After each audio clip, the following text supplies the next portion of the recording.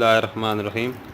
आज हम आपको बताएंगे कि किस तरह आप गोश्त को स्टोर कर सकते हैं बग़ैर किसी फ्रीज़र के, जो आपका कई देर तक, कई महीने तक आपका गोश्त बग़ैर ख़राब हुए पड़ा रहे, आप इस्तेमाल में ला सकते हैं।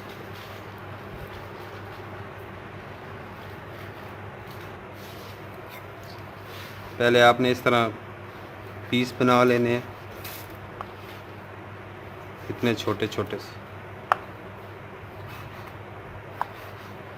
इस तरह काट लें।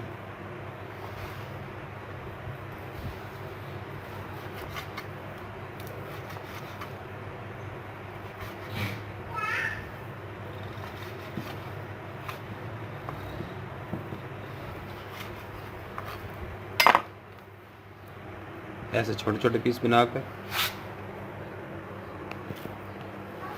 एक आपने इस तरह का बर्तन लेना है, जिसको हम कढ़ाई वगैरह बोलते हैं, जिसमें हलवा वगैरह बनाने के लिए इस्तेमाल किया जाता है बर्तन। इस तरह आपने ये पीसेस कर लेने हैं, छोटे छोटे पीसेस हो जाएंगे ना, इसको फिर धो लेना है। इसको अच्छी तरह वॉश कर कर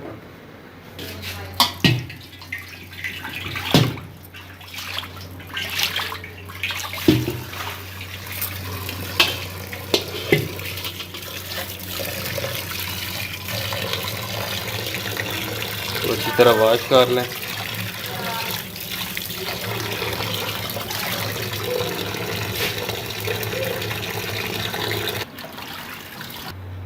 इसको अच्छी तरह वॉश करके इसको फिर हल्की आंच पे चूल्हे पर रख दें। अब हमने इसको चूल्हे पे रख दिया है। अब हम इसमें डालेंगे नमक।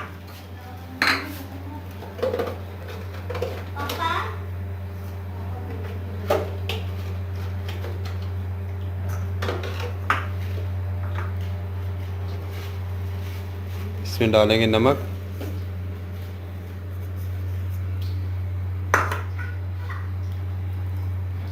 एक चम्मच हल्दी।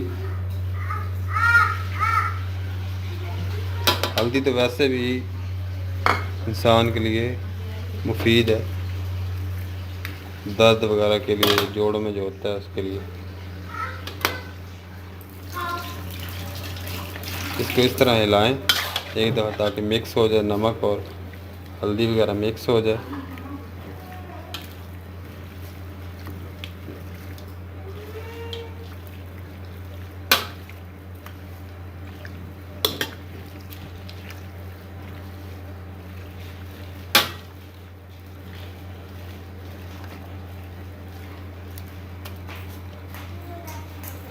अब ये हमारा नमक और हल्दी मिक्स हो गई।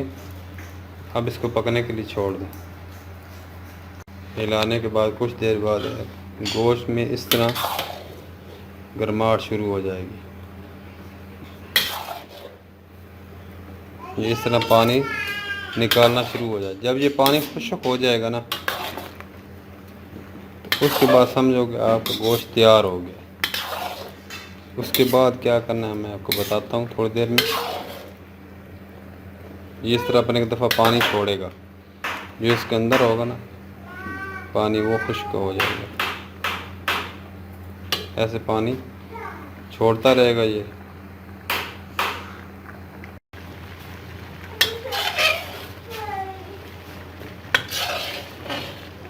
जब तक ये पानी नहीं खुश्क होना, आपने उतारना नहीं है इसको गोश्त।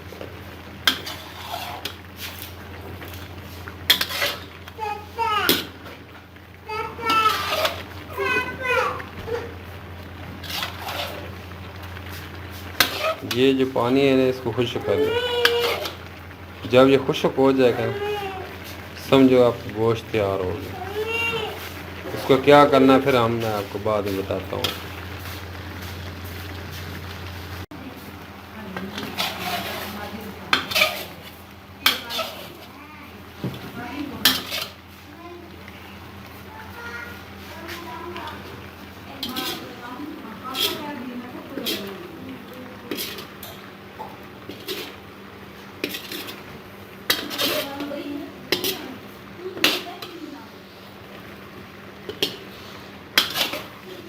दोस्तों अगर ये आप तरीका इस्तेमाल करोगे ना तो ये गोश्त जो है ना एक दफ़ा आपको थोड़ा सा मेहनत और करना पड़ेगा।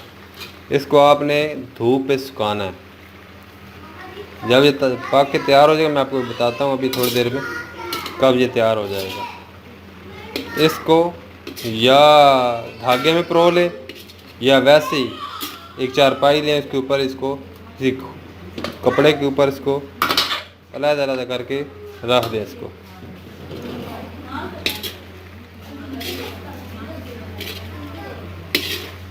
पहले वक्तों में ऐसे ही जो लोग थे ना वो इसको खुश्क करते थे क्योंकि फ्रीज़र वगैरह तो होते नहीं थे, तो कई कई अरसा तक वो खाते रहते थे यही गोश्त। आज भी जो आपके बड़े बुजुर्ग हैं उनसे पूछे तो वो आपको बताएंगे कि हम गोश्त किस तरह स्टोर करते थे। इस तरह आपने इसको खुश्क करना है पानी में। ये पानी खुश्क हो जाएगा ना और आपने ये भी चेक कर लेना कि ये गोश्त गल गया है। ऐसे आप देखेंगे ना, हाँ ये बिल्कुल अब गल चुका है। ये इस तरह आप खा भी सकते हैं और बहुत टेस्टी होता है, खाएंगे ना आप।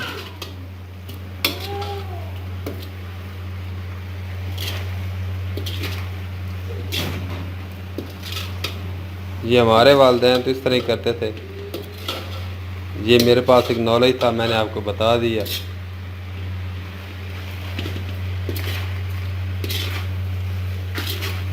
कि हमारे बुजुर्ग तो ऐसे ही करते हैं, अभी भी करते हैं। फ्रीज़र होने के बावजूद ये ऐसा करते हैं, आधा फ्रीज़र कर लेते हैं, आधा ऐसे करते हैं और बाकी कुछ बांट देते हैं वगैरह इस तरह। अब ये तकरीबन तैयार है, ये पक कर तैयार हो चुका है, पानी से खुश्क हो चुका है। अब हम थोड़ी देर में इसको निकाल लेंगे और इसको फिर धूप पे तकरीबन 4 या 5 दिन को इसको धूप पे रखना है। जब आप धूप पे रखेंगे ये खुश्क हो जाएगा बिल्कुल और सख्त भी हो जाएगा। जब भी आपको ज़रूरत पड़ेगी पकाने की, हांडी में यूज़ करने की या चावलों में यूज़ करने का, तो आप इसको लें और थोड़ा सा बॉयल करें, उसके बाद इसको यूज़ करें तो आप देखेंगे कैसा जायका इसका आएगा।